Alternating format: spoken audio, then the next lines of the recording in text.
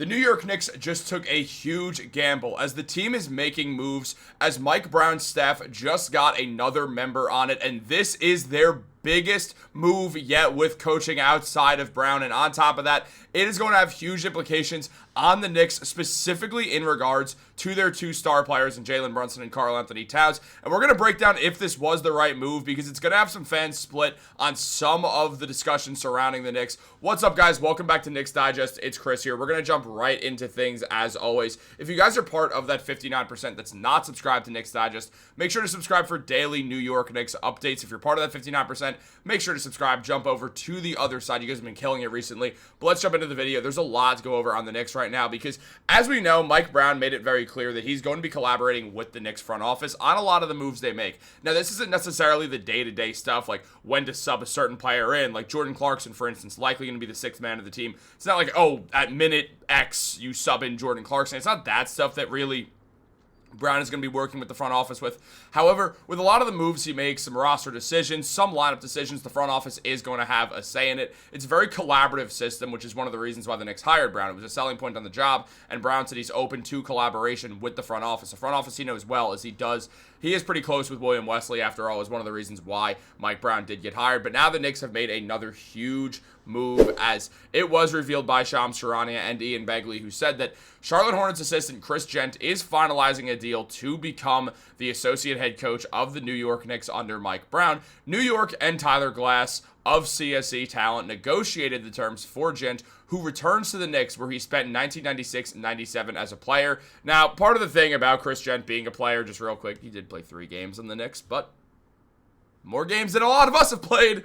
But when it comes down to it, Chris Gent now joins the New York Knicks after being a former assistant for the Charlotte Hornets. Gent has been around the NBA for a very, very long time. He knows the game well. He's a very good offensive coach and does have a lot of a background. I mean, when you look at Chris Gent throughout his career, he's been coaching since the 2003-2004 season and spent time around a few different teams, whether it was Philly, Orlando, where he actually head coached for 18 games, or was with Mike Brown in Cleveland from 2007 and then stayed with the Cavs until 2011. He was a longtime coach for the Cleveland Cavaliers, a longtime assistant coach, and he was the shooting coach for LeBron James. We saw LeBron as his jump shot went from really terrible at the start of his career to some serious improvement by the time he was leaving. Now, again, he was never some elite shooter. He's had playoff series, for instance, when he was on the Heat against the Spurs when they lost in 2014, the whole facade that Kawhi Leonard locked him down. LeBron shot 53% from 3, but not the point of that. What I'm saying is that Chris Gent is a very good shooting and offensive coach.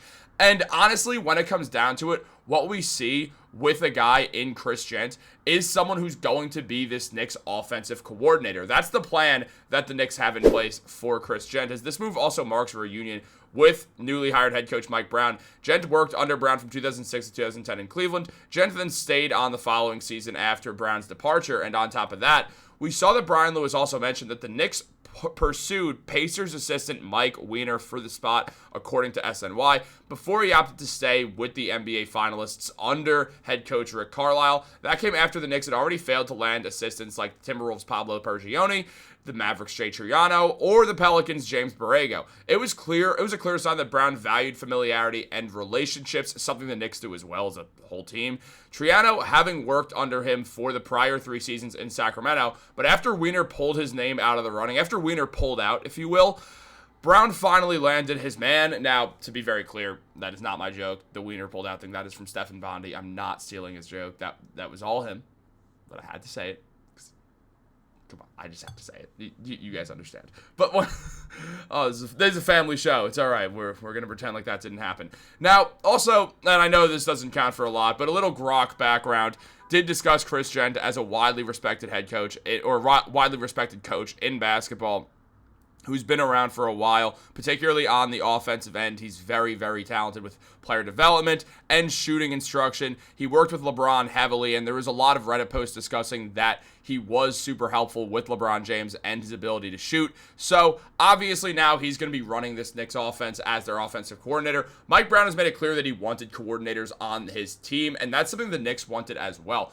Brown has an offensive and a defensive coordinator now. Now, Brown is an offensive head coach, but being the head coach means there's going to be a lot of action. I mean, we see this with football all the time. There's an offensive and defensive coordinator as well, and basketball is kind of going more that route. And Leon Rose and the Knicks front office made it very clear to Tom Thibodeau that they wanted him to have an offensive coordinator. They were fine with him running the defense. The Knicks defense was usually pretty good. However, when it came to the offense, it never was. And Leon Rose wanted him to hire an offensive coordinator, like a real offensive coordinator, but Tibbs insisted on running his offense, and that's one of the reasons why Tom Thibodeau ended up getting fired. It was a lot of the stuff like that. I'm actually looking at Tibbs on my background right now. We're going to update the background when the season starts. I know it's a little outdated now. We see a few faces that aren't here anymore. Tibbs, Precious Achiuwa, but not the point of the video. Look, when it comes down to it, Leon Rose wanted the Knicks head coaches to have coordinators. Mike Brown was open to it, and now the Knicks do have coordinators on both sides of the ball, which I do think is a good idea, in all honesty. Now, as Brian Lewis said, after Brown had tabbed Brendan O'Connor as his top defensive mind, Gent will handle the other end of the court. It will be Gent's task to get clutch scoring guard Jalen Brunson and all-star big man Karl-Anthony Towns to maximize their effectiveness playing together. After questions about their fit last season, Gent making that will be a huge key of the Knicks breaking through and reaching the NBA Finals. Now, that's exactly sort of the situation at hand. We saw Jalen Brunson and Karl-Anthony Towns show up together, and the second it happened, it was like, all right, well, here's the best pick and roll duo in the NBA. Without question, Towns can pop, he could roll, he could do whatever. Jalen Brunson's a phenomenal playmaker who could score on his own. This is going to be ruthless. However, it never was. It was for like a month starting the season when Karl-Anthony Towns was averaging like 30 points per game, shooting over 50% from three. It was awesome the way that Towns started with the Knicks, but then things changed because basically it was the Josh Hart thing of just putting the big man on Josh Hart and having a perimeter defender guard Towns and then the big man double when Towns goes into the paint, which definitely made Towns' life a lot harder. And of course it would. That's not on Karl-Anthony Towns. That was on bad coaching from Tom Thibodeau to make Karl-Anthony Towns go into bad real spots more than anything. So when it comes down to these two, now Karl-Anthony Towns and Jalen Brunson, if they don't work well together, which I truly believe they will because they're both way too good and way too unselfish of players to not work together, kind of cover for each other on offense a little bit, just Brunson being an excellent playmaker, Towns being one of the best playmaking big men in the NBA. I mean, it's kind of overshadowed by Jokic, but like still, at the same time, also, they're both elite shooters. They have everything to be one of the NBA's, if not the NBA's best offensive duo. And I mean, it was the only team. The Knicks had the only team where they had two all-star starters. So very, very clearly they could have the best offensive duo in basketball. And if they do, it's going to be really hard for teams like the Cleveland Cavaliers and the Atlanta Hawks and the Orlando Magic. We're probably rounding out that top four in the Eastern Conference with the Knicks, which is, wow, times change fast in the NBA. Obviously injuries as well, unfortunately, to Halliburton and Jason Tatum. Obviously rivals. You don't want to see anyone tear their Achilles or get injured at all. It sucks. Any sort of injury sucks. You don't want to see it.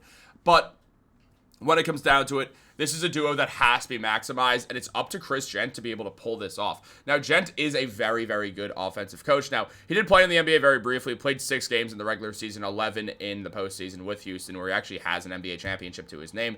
LeBron James, back all these years ago in 2013, said that Chris Gent would be one of the coaches, along with Mike Malone, would be perfect for Ben McLemore. When he got drafted to the Sacramento Kings, both those dudes were over in Sacramento, and he said, love those two guys in Cleveland. Obviously, you know, that didn't stay for long, and also Ben McLemore was a draft bust, but not the point. As mentioned, Chris Gent, he's an offensive head coach in every sense of the word, and he's a big pace and space guy, as we see right here. This is a dude who's going to be getting the Knicks out in transition, and that's exactly what Mike Brown wants. So they coach very similar styles of basketball, and I think this is going to work out as a hiring. I know it's a little bit like, all right, well, the Knicks didn't get their first choice. They didn't get their second choice. They didn't get their third choice, their fourth, their fifth, their sixth. But what are you going to do? Here we are. So when it comes down to it, I do think that Chris Gent will play a good part into the Knicks. He's a good shooting coach. He's a good pace and space offensive coach. I think it's going to work quite well. I'm excited to see how it works. I'm just excited for the Knicks to have a really nice offense that's actually free-flowing and not just this freelance offense with limited passing and limited movement and player movement and ball movement. Mike Brown's not going to handle that. Chris Gent is not going to deal with that. Like, neither of them are going to they're not going to be okay with that. So I look forward to seeing how this team works. What do you guys think about the move? Like this video, subscribe, turn on post notifications. Have a great day. Go Knicks.